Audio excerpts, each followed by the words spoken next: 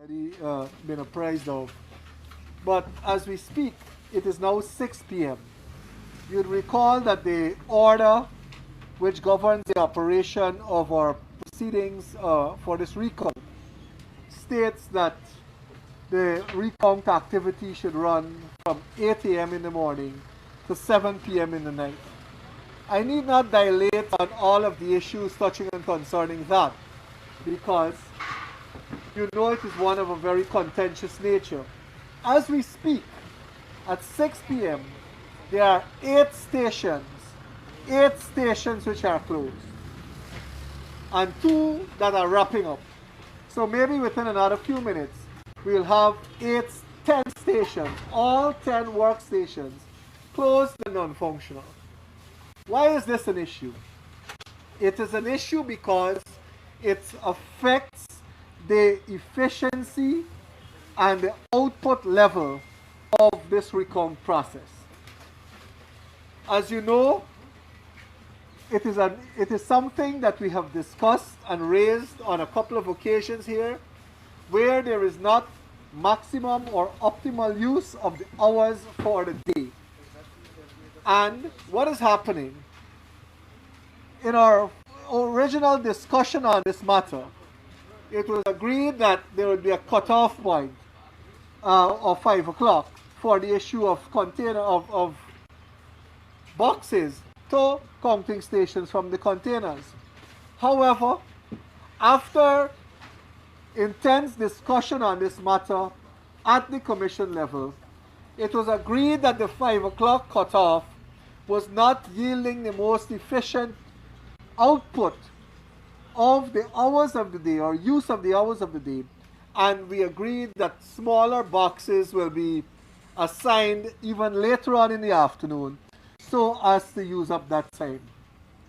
It is disappointing because we are struggling. Yesterday we did 60 boxes. Today we did 54 boxes. Every time you see some marginal increase in the number of boxes completed per day, which perhaps lends some measure of hope to the process, that the process is moving or gaining momentum, you see things like this. And one has to ask whether there is a deliberate attempt at slowing down this process rather than expediting it and making it go more efficiently. For example, today there has been one station that did 2 boxes. One station did 2 boxes all day, one morning and one afternoon. And the team that was in that station was known to be more efficient in the past. So you ask yourself, is there a deliberate attempt to slow down this recount exercise? And if so, what is the reason for that? Now, let me address some of the other issues that are topical today. As you know, we took a decision this morning to have 2 additional workstations. As we speak, I am aware that it is only late this afternoon, or sometime today after, subsequent to the commission meeting, that some response was received from the COVID-19 task force in relation to the issue that we raised almost a week ago. It's at least 5 or 6 days that have elapsed since this issue has been raised. I haven't seen a copy of the correspondence, so I will prefer not to comment on the contents thereof. However, this morning the Commission took a decision to open up 2 new workstations, and that was prior to the receipt of any documentation from the COVID-19 task force. Now, the stations that we have opened up are eminently available. They are eminently convenient. In fact, the areas were identified by bilateral visits of the Commission.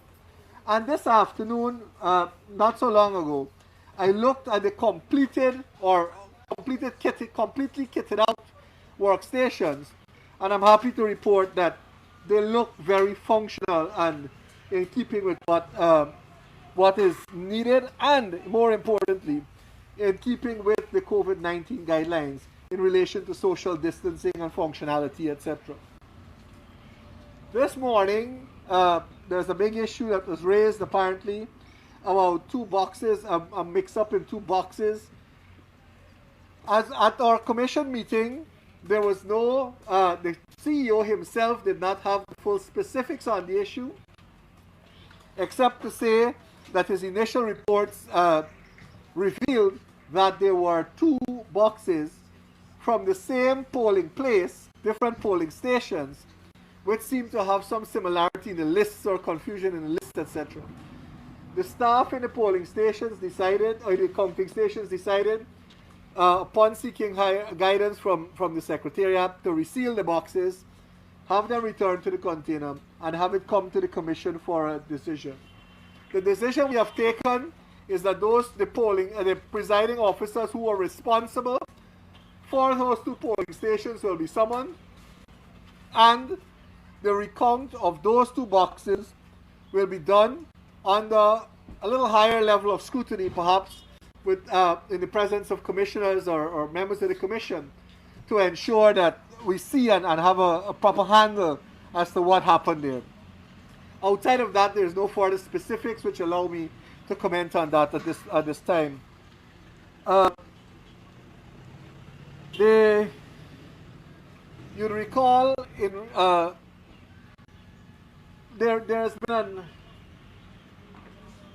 an ongoing issue about stamping of ballots, etc. And that is something that we have dealt with on the first day of this recount exercise, because it showed up as an issue. We have dealt with it in terms of the partial stamps or additional stamps, double stamps, etc.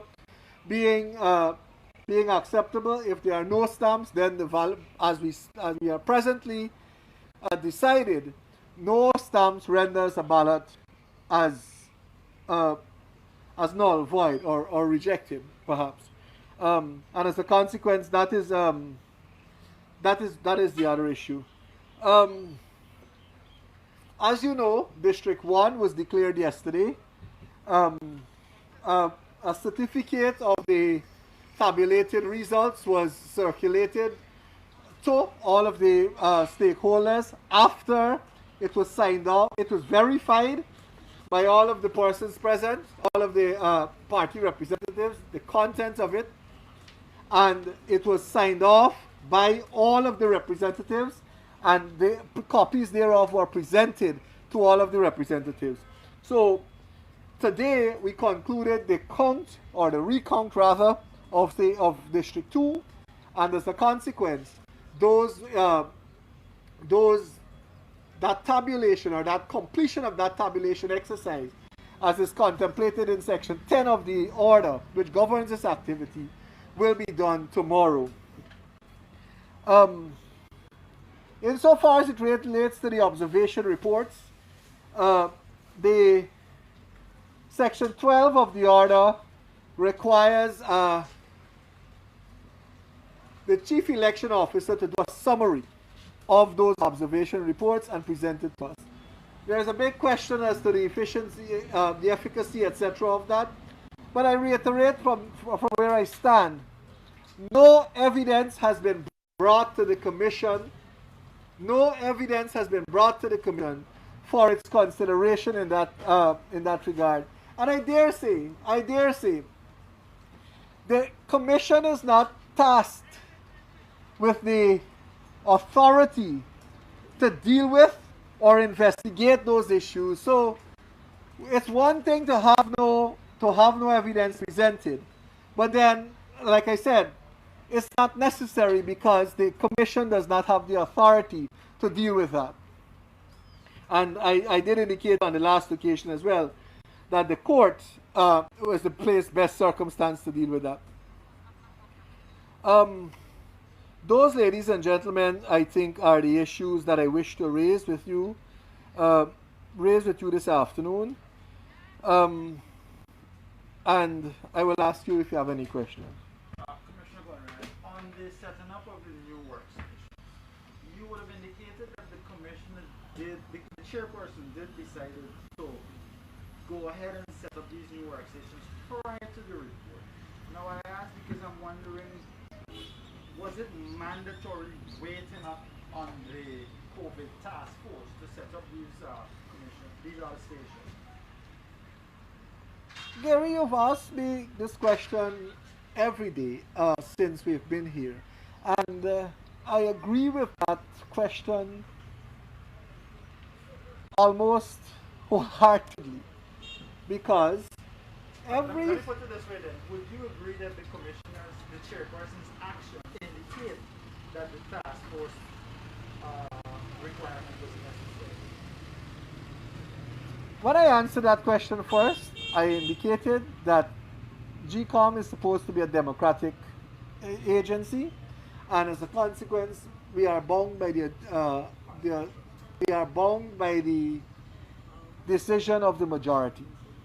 The majority of the commission took the decision that it will seek guidance and/or permission from the COVID-19 task force in the setting up of our entire activity here.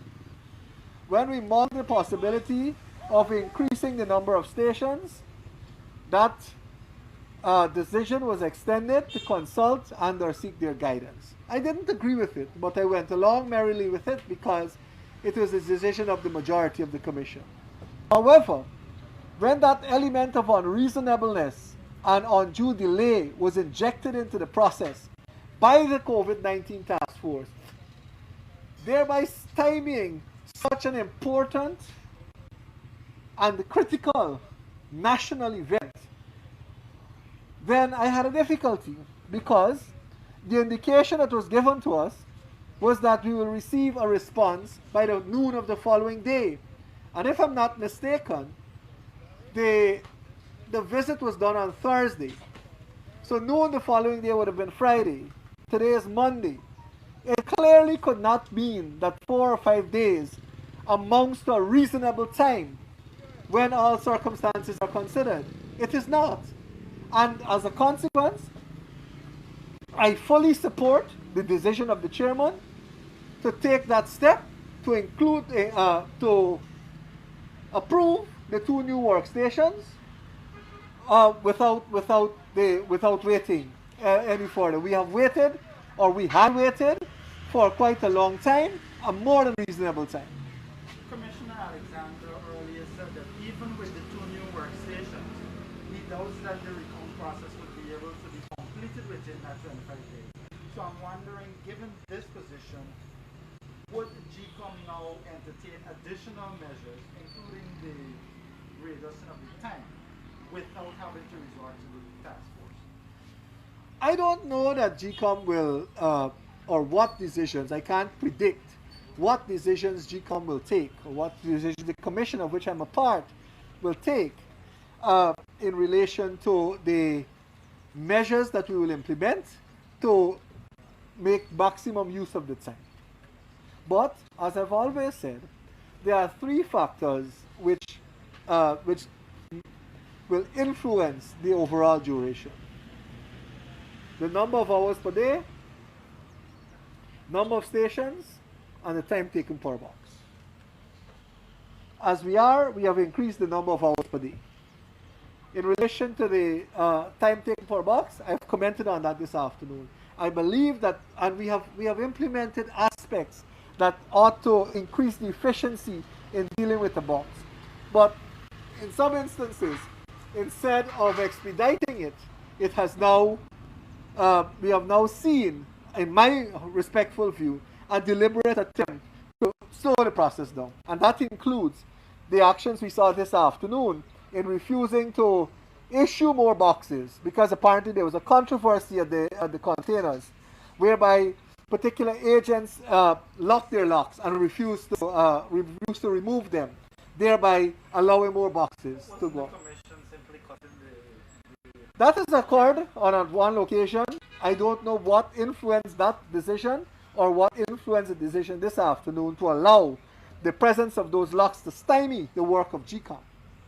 But like I said, it's unfortunate. At 6 o'clock, 8 of the stations were empty. And they were going there I received a report from one of the persons from one of the stations that minutes to 5, they were vamping and trying to run out the time so that that reaching hour of 5 o'clock will approach and no new box will be issued. Can we see a formal motion from you to the Commission to address this issue of time? Yes. To take a firm decision. Yes, it is my intention to raise a specific issue in relation to the improved use of time, because, like I said, that is one of the critical things. So another issue that can be considered is an extension of the workday, because that, of course, will enhance the number of hours within which we work, etc. The increase in workstations, I agree. 2 is a start, but 2 is not optimal. But let me address that issue as well in relation to the workstations. Immediately prior to coming out here, I heard it announced by the PRO that those 2 stations will be assigned, one to Region 6 and one to Region 7. Now, Region 6 commenced today because Region 2 is completed, as I said earlier. And as a consequence, those 2 stations from Region 2 will now be assigned to Region 6. And now you have an additional station being assigned to Region 6. It means 3 stations will be assigned to Region 6 now, and then a singular station to Region 7. But the issue I have with that is that the largest region which continues to lag behind, which continues to lag behind, is that of Region 4, because as of earlier today, there were about 1,700 and something boxes remaining to be counted, because you had about 600 boxes that were counted up to that time. And for those 1,750 boxes that are remaining, in excess of 700 boxes are for Region 4. And we maintain three stations for Region 4. So you understand the inequity that is occurring there. You're opening up 6, the combined numbers of 7, 8, and 9 do not amount to 725 boxes.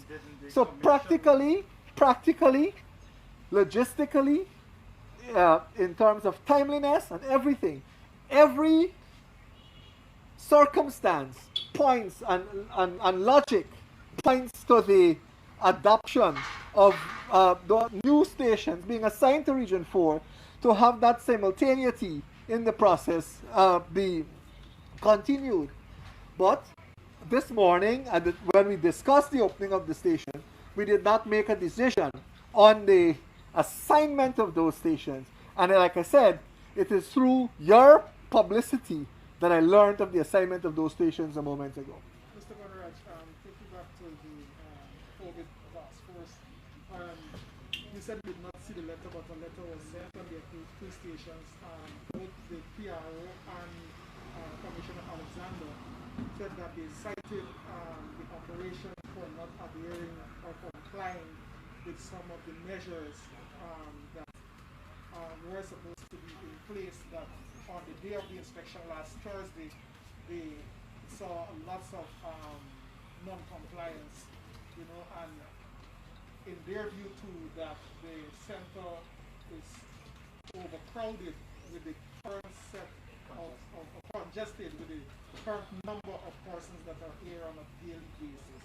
Your response? I have not seen that letter, and while I will try not to, while I have no reason to disbelieve your narration of its contents, I would prefer to make a more definitive response once I have that letter or I have the benefit of its contents.